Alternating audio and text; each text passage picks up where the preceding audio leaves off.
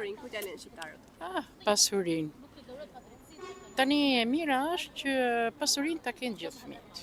E mira, ta kenë gjithë, se nuk ndahen fëmijët asnjëherë, ne s'po ndajmë kafshët, po i majmë qenë moce.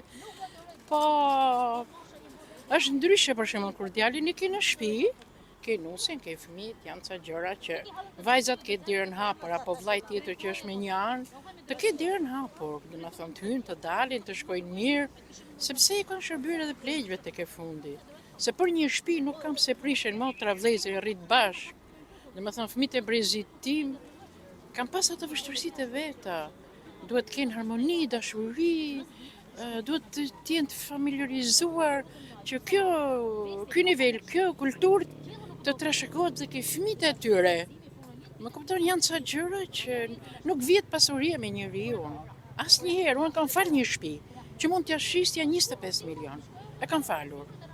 Unë jam kristiane, edhe jam e lumtur me fjalë. Unë shkoj i vizitoj ato gjithmonë, edhe kur patën një fatkeqësi unë ndova të ndihmoj aq sa mundisha.